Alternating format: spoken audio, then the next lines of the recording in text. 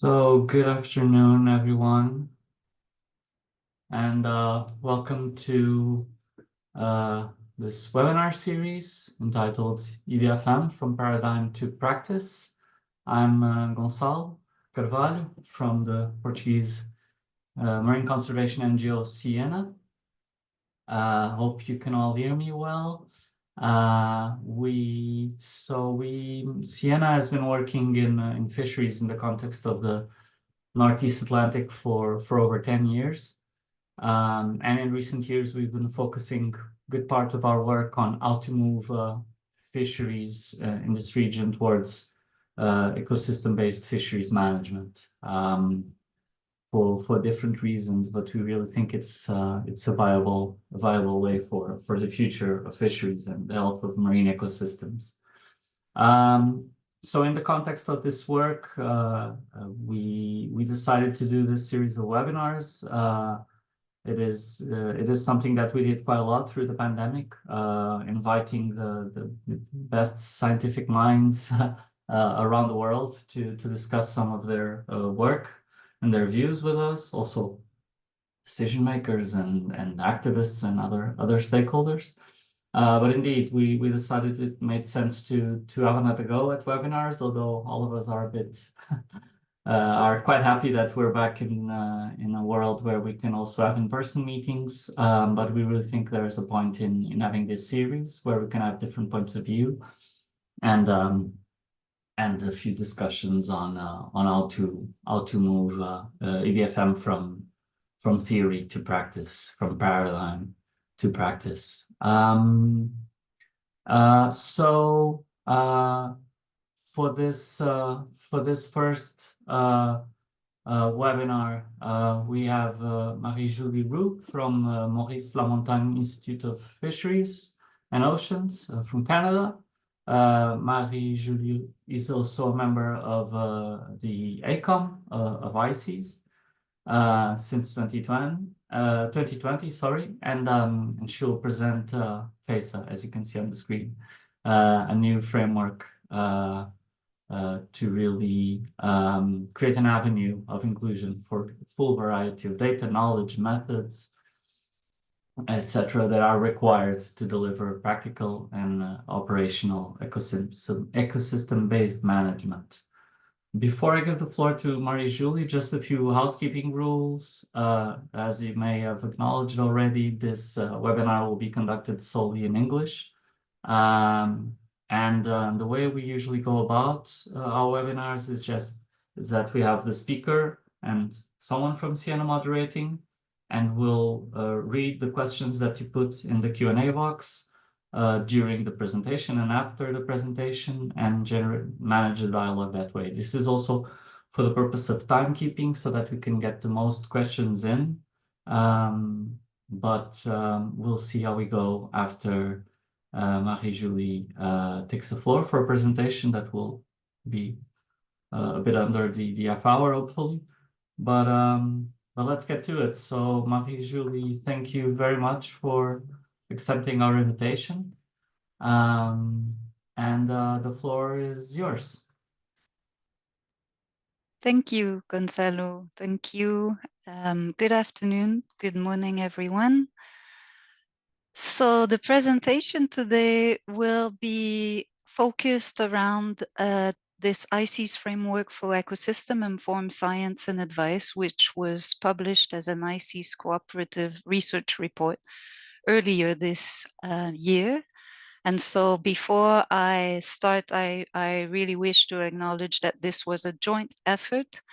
And so my partner in crime in this, Debbie Pedreski, was a co-lead of the subgroup and co-author of this document. So she's a researcher at the Marine Institute and the outgoing chair of the ICES Integrated Ecosystem Assessment Steering Group.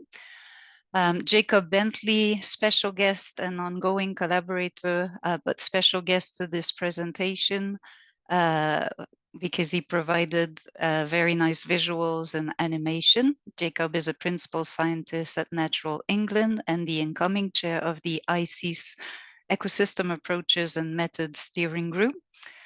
And then I also wish to acknowledge all members of the joint ACOM-SICOM subgroup on ecosystem-based management, which ran from 2020 to 2023, and who contributed to this work. And all of them are listed in the report. So, EBM. EBM could well stand for emblematic backbreaking mission, enduring baffling milestones, engaging burdensome miracles, or even emboldened brilliant momentum. EBM stands, as we know, for ecosystem-based management, a concept that has been around for some time but remains difficult to implement in practice. While it is generally agreed that ecosystem-based management of human activities is key to achieving long-term sustainable use and conservation of marine resources and ecosystems, adoption and practice of ecosystem-based management, EBM, has been slow and limited, given the complexity and the inherent difficulties of transdisciplinarity, data and knowledge gaps, and also various institutional constraints, including the lack of dedicated resources and capacity investments. ICES, for those of you who are not familiar with ICES, the International Council for the Exploration of the Seas, is an intergovernmental marine science organization made up of 20 member countries. ICES is responsible for providing scientific evidence to guide EBM decision-making in ICES areas, which we see here. ICES sees EBM as the primary way of adaptively managing human activities affecting marine ecosystems and has a commitment to further developing capacity to provide ecosystem-based advice, improving mechanisms to incorporate experiential knowledge and narratives, and facilitate the incorporation of wide-ranging scientific information in the assessment and evaluation of how human activities affect and are being affected by the state of our seas and oceans and by climate change. The ICES Framework for Ecosystem-Informed Science and Advice, or FEISA, we use the acronym FEISA because we advocate, or we don't advocate, but we put forward that it is feasible, is intended to guide knowledge development in support of EBM and its practical implementation into ICES advice, and to evaluate and guide incremental progress from conventional to ecosystem-informed science and advice. And the distinction here is that conventional science and advice is typically focused on a single human activity, such as fishing, a single ecosystem component, such as a fish stock. It focuses on status assessment or evaluation of the response of the ecosystem component to the human activity, relative to component-specific or stock-specific objectives. It has implicit social and economic objectives, but not explicit ones. And the difference here is that ecosystem-informed science and advice does integrate all relevant human activities and ecosystem components relative to the management questions that's being asked. It has explicit social and economic objectives, in some cases ecosystem scale objectives, and it integrates across the social sciences and natural sciences realm. So this is the two-dimensional architecture of the framework of FEISA. Its main components are knowledge plurality at the base.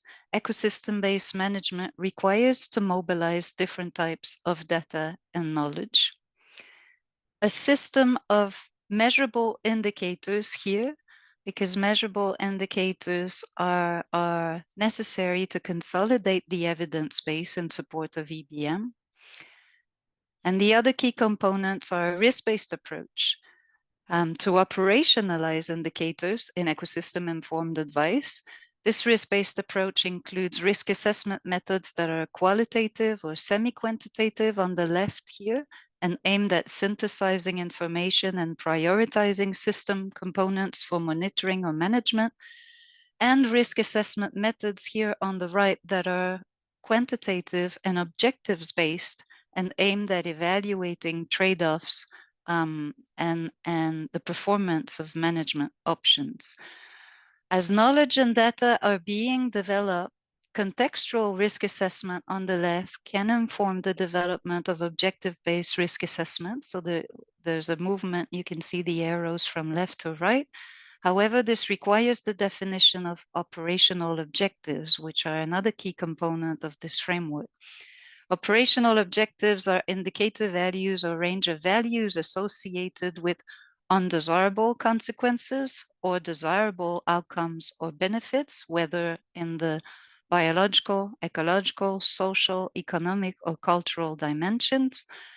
Targets, thresholds, reference points are operational objectives that are relevant to tracking progress towards societal goals and management objectives here that represent long-term aspirational goals for the state of resources and ecosystems at a societal level. The framework builds on existing practice within ICES, namely the complementarity between what we call contextual advice and component-specific advice. Contextual advice refers to the ICES overviews. The portfolio of the overviews currently include ecosystem, aquaculture, and fisheries overviews. These focuses on information synthesis and identification of priorities moving forward, prioritizing human activities and or socio-ecological system components for monitoring or management actions. These overviews are at different stages of development, but incrementally and iteratively contribute to the specification of measurable indicators. And in the case of the ecosystem overviews, the application of risk assessment methods and formulation of risk-based advice. The component-specific advice here are generally focused on a single human activity or ecosystem component, on impact evaluation, the definition of operational objectives such as thresholds, impact thresholds, and the evaluation of the performance of alternative management strategies or options. And these typically include the fishing opportunity, advice on fishing opportunities, but there's also an increasingly diversifying portfolio of component-specific advice, including advice for bycatch on endangered, threatened, and protected species, vulnerable marine ecosystems, etc. The framework identifies pathways for the inclusion of different types of data and knowledge. So namely, pathways from science to advice for experiential and empirical evidence via qualitative and semi-quantitative contextual risk assessment, that's on the left here, and a pathway for experiential and empirical and analytical evidence via objective-based risk assessment on the right here. This two-dimensional framework architecture, the feedback received so far suggests that this two-dimensional architecture is to some extent complex and hard to connect with. So what I want to do with you today is to walk you through this framework using an offshore wind analogy because it's topical, and demonstrate how it can be applied to evaluate where we're at and where to next in terms of delivering ecosystem-informed advice in ICES. So in this analogy, we'll be building an offshore wind turbine and eventually an entire offshore wind complex. And our goal is really to generate actionable ecosystem-informed science and advice in support of EBM decision-making. That's our electricity, essentially. So in this turbine, the foundation is knowledge plurality, which is the basis for ecosystem-informed science and advice, meaning that the tower material can include can range, from experiential, empirical, and or analytical evidence and approaches. The first blade of our wind turbine is represented by measurable indicators. Different types of knowledge, data, information, and methods are used to specify measurable indicators that are used to consolidate the evidence basis in support of EBM. Indicators can be qualitative, semi-quantitative, or quantitative, fully quantitative. They represent measurable information on the properties of human and ecological systems relevant to the assessment of the state and function of social ecological systems and their components in response to human and environmental pressures. They are relevant to the evaluation of how and to what extent human activities are being affected by environmental, social, cultural, economic drivers, and they are relevant to assessing progress towards management objectives and to different stakeholder perspectives. The second blade of our wind turbine represents risk assessment. In this framework, indicators are inputted into risk assessment, which is a broad concept encompassing a variety of methods and tools for either prioritizing socio-ecological system components for management action or data collection, evaluating the performance of management strategies in achieving objectives, and evaluating trade-offs between undesirable consequences and desirable outcomes or benefits. The third blade of our wind turbine is represented by risk communication. Risk is the currency for translating ecosystem-informed science into advice. Social, economics, natural scientists evaluate the risks to societies and ecological systems associated with the occurrence or the non-occurrence of human activities, and managers and policymakers make decisions to manage those risks. The concept of risk is therefore actionable. Risk provides a currency for merging different types of indicators at various levels of understanding. Risk provides a performance measures applicable across sectors, and risk provides a common language at the science policy interface. So now that we have a tower, a foundation, and 3 blades, we need a nacelle. This is the nacelle here, and this is represented by operational objectives in this framework. So just as the nacelle in a wind turbine houses the essential components for converting rotational energy into electricity, operational objectives are needed to provide ecosystem-informed science and advice that is actionable. Operational objectives are used to guide and measure progress towards EBM objectives. So now that we have 3 blades in a nacelle, we have rotation, which represents iterative and incremental progress. The implementation of this framework is incremental and iterative. And this approach facilitates the shift from aspirational goals to changes in practice and provides the space for adaptive learning and responsive science and advice. This means that as data and knowledge are being developed, we can incrementally and iteratively move from specifying measurable indicators to inform risk-based synthesis and prioritization, to specifying operational objectives in support of objective-based risk assessment and scenario exploration that can be used to investigate the demonstrated, the anticipated, or the projected ecosystem effects in relation to the advice or the question, the science question that we're trying to answer, and to formulate risk equivalent options or assess the performance of management options.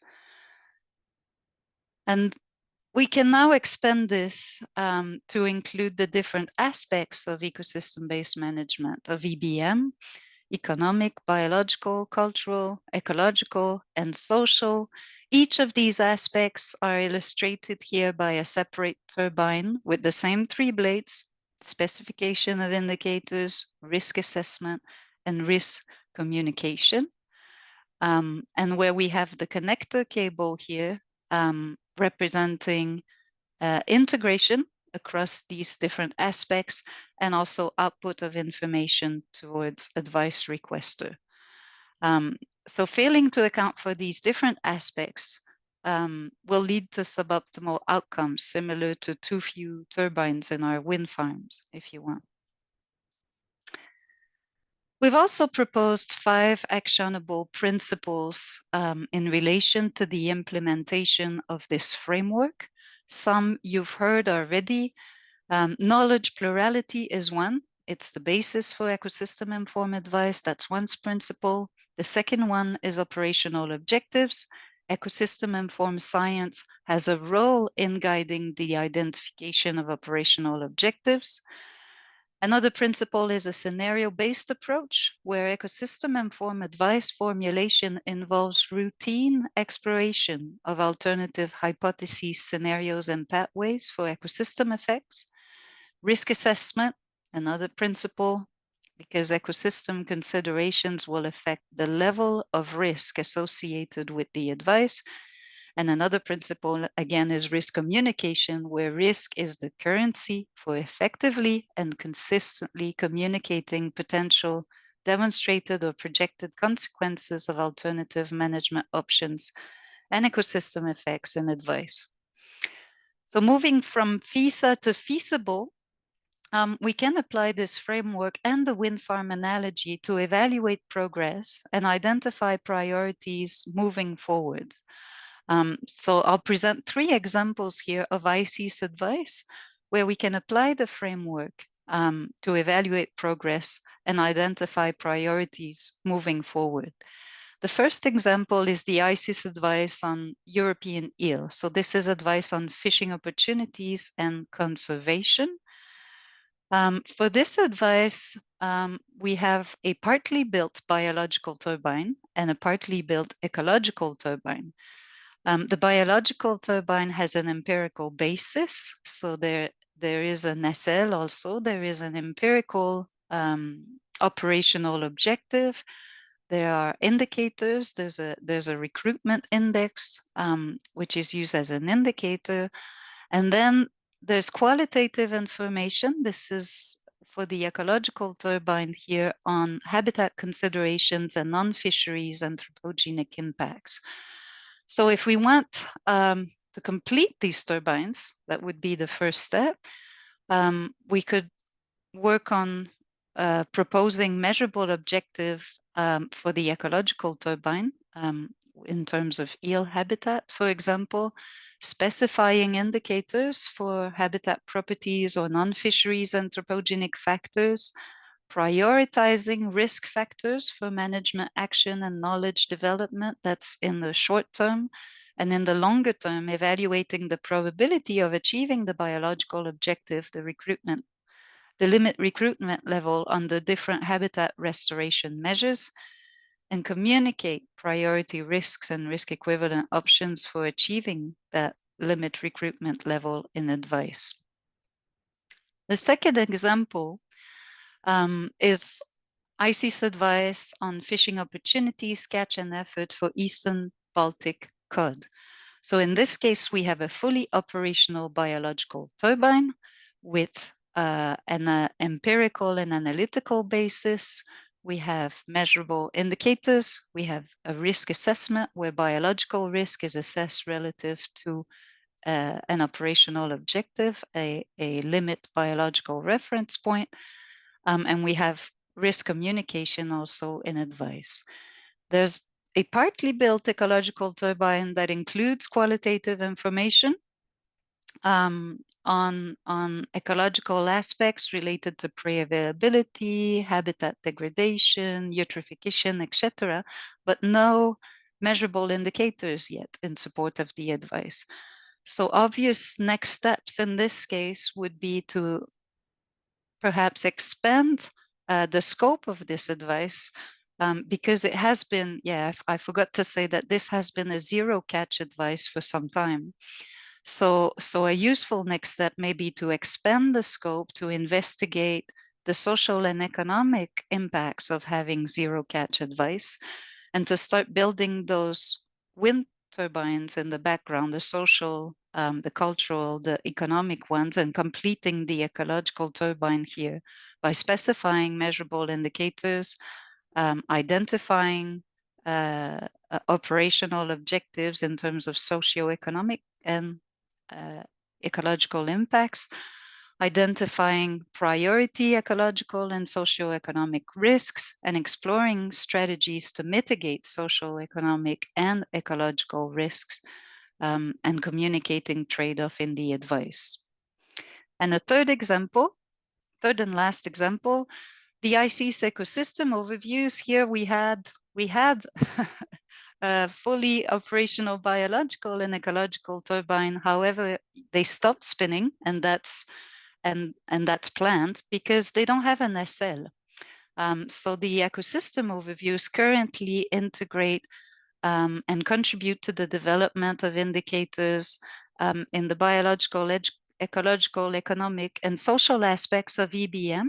But the biological and ecological turbine, even though they have the 3 blades, indicators, risk assessment, and risk communication, they don't yet have an operational objective that would ensure that this advice is actionable by decision maker. So specifying those operational objectives would be an obvious next step, and then expanding indicator formulation to include social, economic, governance, and ecosystem services indicator, evaluating social and economic risks, identifying management strategies and trade-offs relative to the objectives would be obvious next steps, and contributing to not only ensure that those ones keep producing electricity if we want, but we also complete the other turbines here. So for moving from FEISA to FEISAble, what those examples demonstrate is that it involves a process for incrementally and iteratively, broadening the scope of our science and advice in order to contribute and facilitate EBM decision making.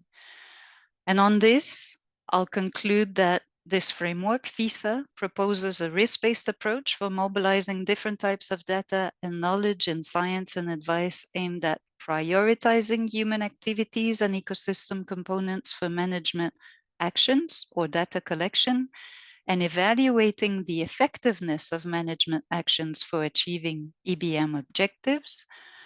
FEISA, this framework, is applicable and relevant to all human activity sectors and aspects of socio-ecological systems.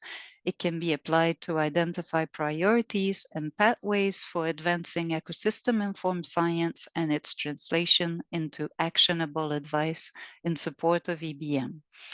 There are various concepts that are integrated into this framework. So I thought I would end with those suggested readings that relate to contextual risk assessment in advice, objective-based risk assessment and risk equivalent advice, and also an example of how an ecosystem-informed operational objective can be used to deliver ecosystem-informed advice for fisheries.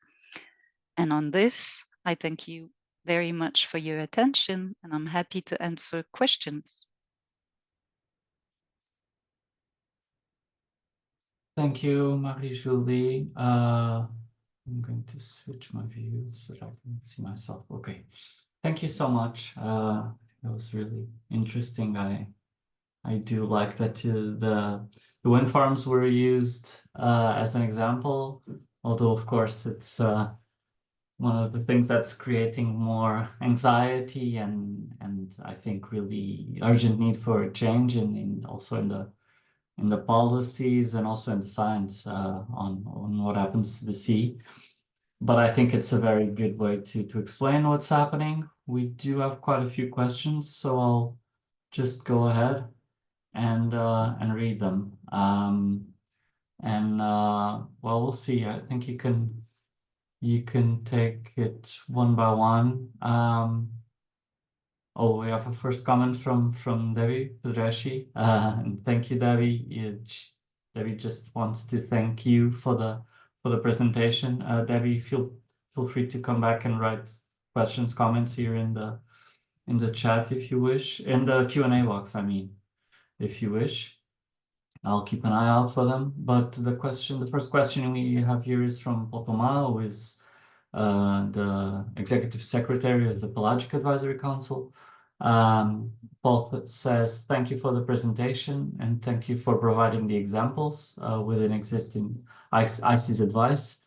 Paul's question is if there is any current ICES advice that implements this EBM approach fully with all the different windmills working. And maybe you can answer directly, I think, Marie. Yes, thank you for the question. The answer, I guess, the best answer is in the last example in the ecosystem overview. That's currently, I think, the ICES advice that's further that's further ahead in terms of including the different aspects and dimensions of EBM. So it is contextual advice, providing an overview essentially of the entire ecosystem. And in the other advisory products at this moment, it's there are some aspects that are being integrated, but they're mostly focused so far on the biological and ecological. So it's that's why we emphasize that this is incremental and iterative, and it also has to be relevant to the management question. And so, yeah, that's the answer to the question. Thank you, Marie-Julie. I'll allow myself a follow-up to this, if you don't mind, because often I question if the data for the socio-economical pillars, for example, is out there, and if there is already a framework within ICES to receive this data, and then the models to treat this data. What's your take on this? So my understanding is that within ICES there are multiple ongoing science initiatives to bring forward that data. I think the data is out there, and it's about how we bring it forward and synthesize it and make it available in order to provide advice. So that what the framework is proposing is that measurable indicators inputted into risk assessment is really the approach for bringing forward this type of information. So there are currently, and I don't know the number, but there are multiple working groups. There's also the Human Dimension Steering Group that are working actively at bringing forward this data. The models will take very different form. That's what the framework is also wanting to emphasize, is the tools can vary greatly, but operationalization is likely to succeed if we focus on specifying measurable indicators from any aspects of the ecosystems and integrating them in risk assessments in order to communicate the change in risk that's associated with an advice to decision maker on an ecosystem component that's associated with considering those different aspects, including the social aspect. Thank you, Marie-Julie. That's a bit, yeah, partially my view, but it adds to it. I'll go back to Paul because he has a follow-up question, and I think it makes sense if we go to him first. Paul says it seems that EBM is mostly seen as a long-term objective, even some sort of unfeasible approach, given the amount of data that is required. And I do agree that it might look that way. And also the need to share the knowledge between all the different windmills. So the question is, how can we move to have a progressive, feasible implementation? What do you think are the next steps? Yes, thank you. That's a very good question. And I think it's about, I think it's about starting with not reversing the question, but for the focusing on different questions that are for which management bodies need answers. I think asking the question, what are the ecosystem aspects or the social and economic aspects that are likely to have an influence on the outcome of the decision or the outcome of the advice or the risk associated with the advice will help prioritizing what we bring forward. Because there may be cases where, in order to answer a question, let's say on fishing opportunities, which have, usually it's an advice, let's say, that have a lifespan of 2 years. Then if we start by asking the question, okay, what are important ecosystem aspects relative to this advice right now?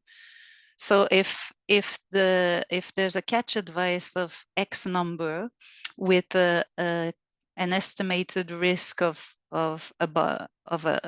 an undesirable biological consequence on the stock, are there any other aspects of the system now, whether ecological or socioeconomics, that are likely to affect this risk?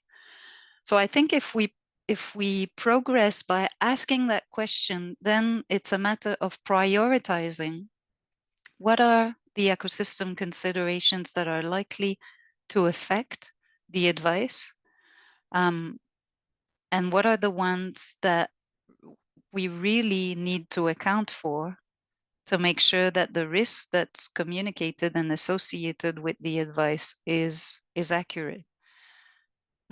So I think that's what the framework is trying to do from a very purely advisory perspective. From a science perspective, ecosystem-informed science is working at developing the basis that can help with the horizon scanning.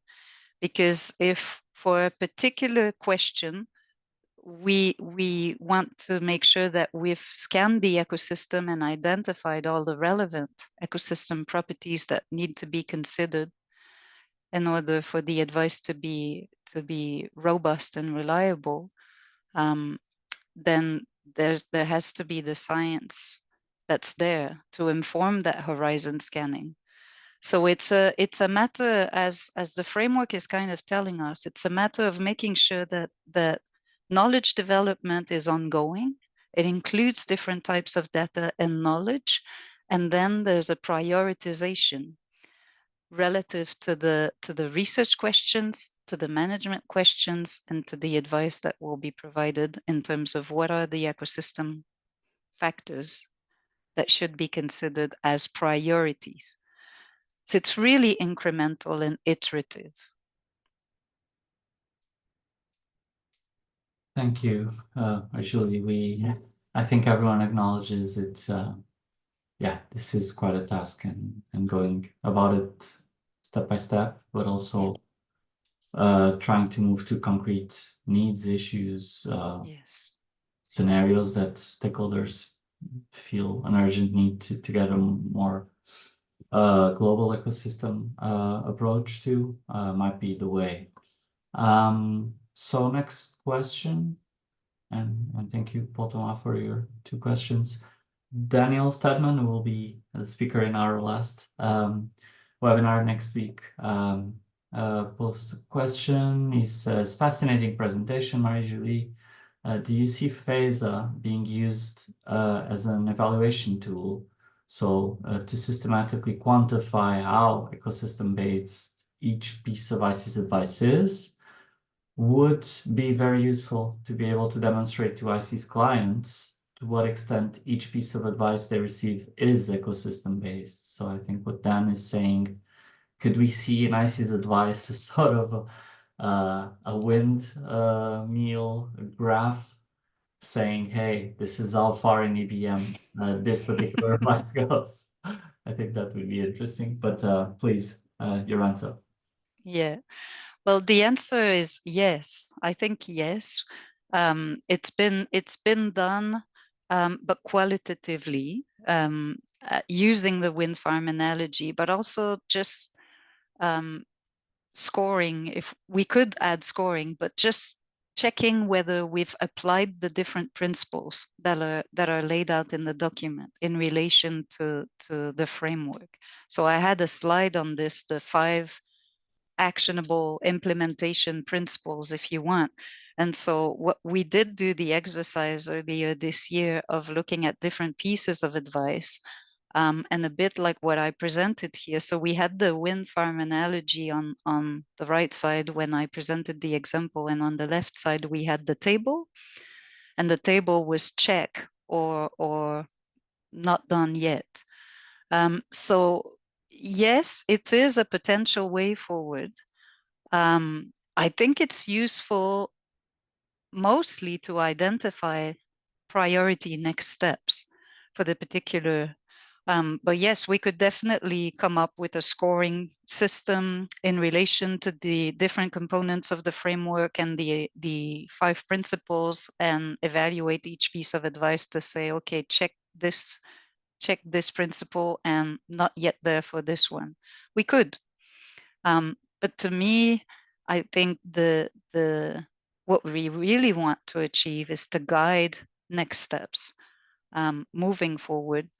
I think that's what the framework is really aiming for. Yeah. Thank you. I think that is a very good answer. So next we have Jean-Christophe van der Velde, who's from the Pew Charitable Trusts as well. So Jean-Christophe says, thank you for the presentation. I wanted to know at which stage of the FEISA the policy context is taken into account, specifically when there are no policy objectives already set, like for example, the OSPAR objectives in terms of environment protection. How does this translate into operational objectives? Which part of the wind turbine covers that? Thank you. So just to make sure I get the question right, the question is which part of the wind turbine represents the translation of management objectives into operational objectives?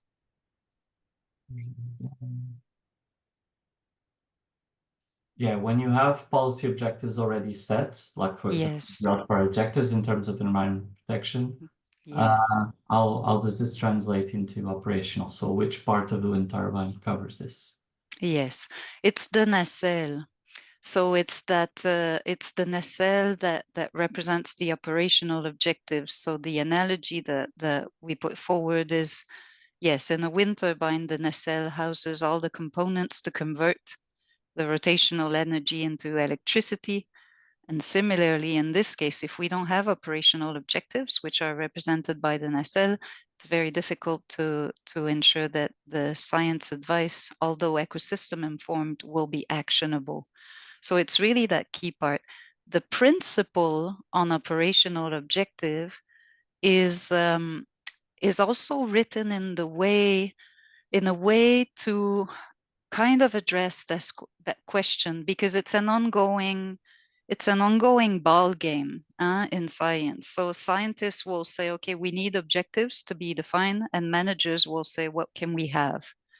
So the principle is written in that ecosystem-informed science has a role in guiding the definition of operational objectives.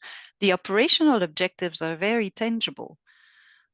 So they're informed by different types of data and knowledge, but they really are related to the overall management objectives, but they're the measurable aspect of that. So within the report, we provide a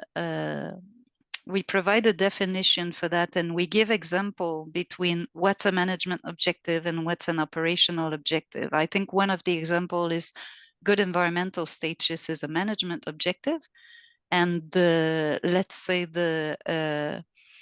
a trawling footprint impact threshold is an operational objective towards that management objective. So both are related. The distinction is that from a science, whether a natural or social science perspective, we have a role in terms of informing the operational objectives, because the operational objectives essentially are measurable quantities. They are like, as we said, a value or a range of values of indicators that represent consequences, whether biological, ecological, social, or economic, undesirable consequences or desirable outcomes, because objectives can also be targets. Operational objectives can also be targets, which represent desirable outcomes, whether in terms of biology, ecology, social, and economic. So that's the distinction here.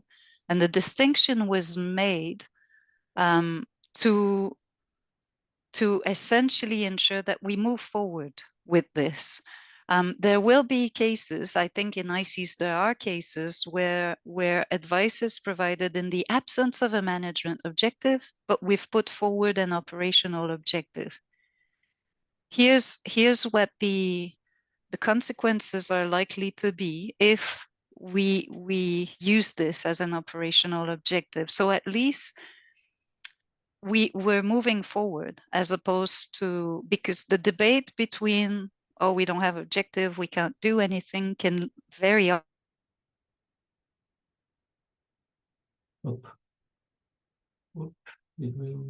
lead to inertia. And so that's why we have. Yeah. Sorry, Marie-Julie. So I hope that answers the question. I think it does, but I don't know if it was from my side or yours, but we did skip a bit there, but I think we really got the gist of it. Also an interesting reference to MSFD, which I think is an interesting framework that a lot of people question if it shouldn't be linked to fisheries management more directly. But thank you. I think it's a very clear vision, at least. We have a couple more questions and a few more minutes, so let's go through them. Very interesting ones. We have someone anonymous who can identify him or herself if they wish. Otherwise, I think that's not a problem. The question is very pertinent. So this person says, I really see the potential of this approach for meeting the challenges of EBM. But how big is the challenge to create change in existing management advisory structures? Essentially, how do you get people on board? Yes, that's a good question. That's a Easy difficult. question. It's an easy question. We do webinar. Exactly. For example. Yes. I think the first part of the question was, can you remind me the first part of the question? Because I thought I had something to say to that and I've just lost The it. first part is, but how big is the challenge to create change in existing management advisory structures? Yes, that's an interesting one. Yeah, that's an interesting one. And it's about, well, personal view, but I think it's about maintaining a balance between answering management question and putting forward scientific foresight. I really think that's a balance, because yes, the science can be tailored towards answering management question, but my view is I think science also has a role, a foresighting role of also exploring the unknown and what's ahead, and that's foresight or prescience.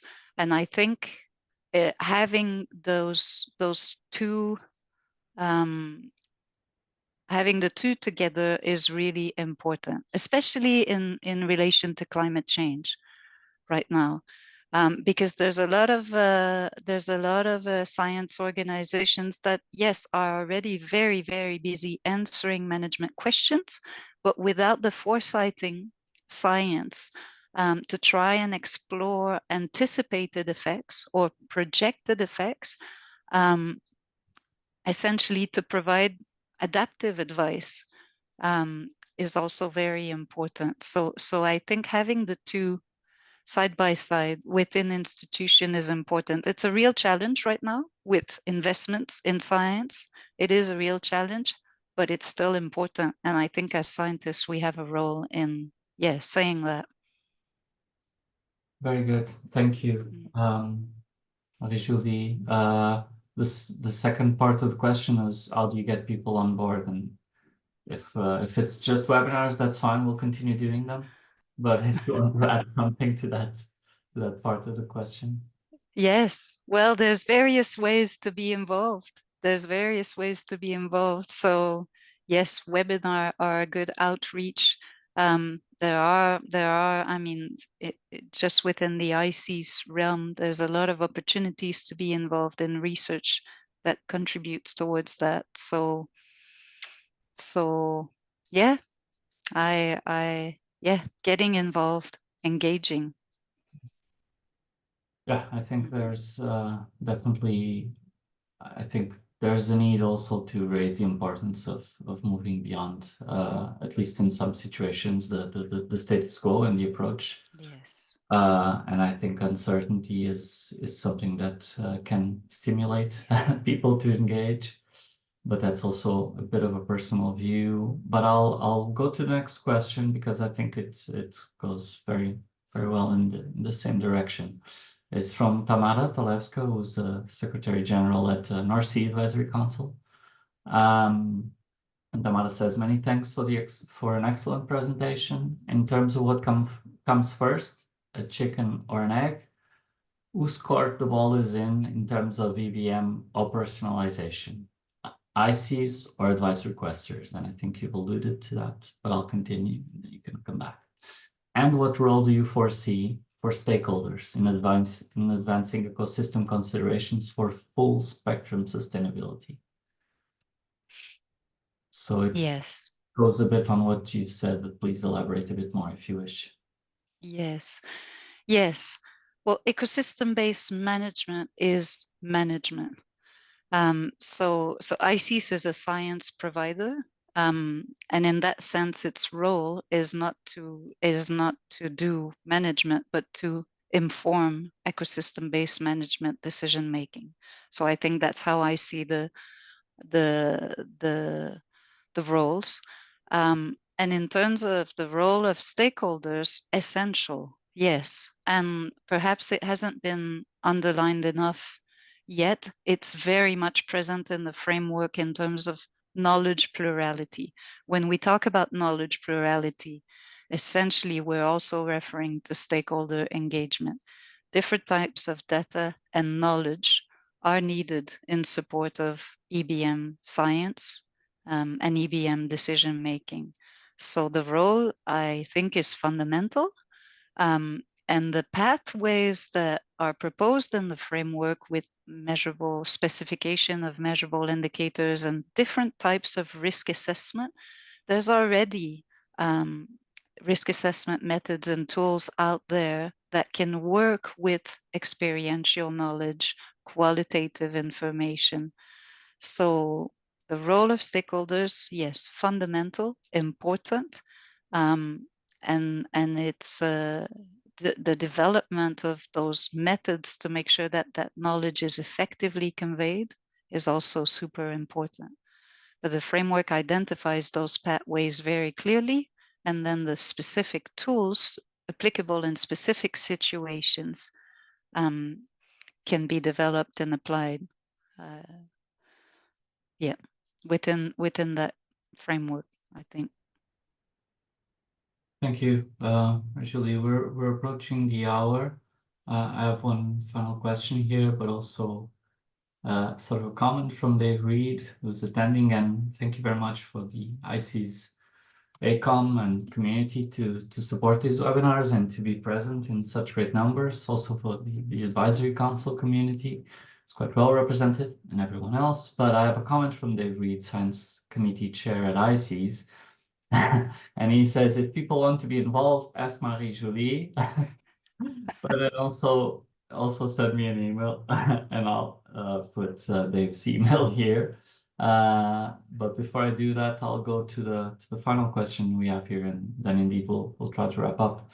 again, from anonymous attendee. I don't know if the same or another one, we'll never find out.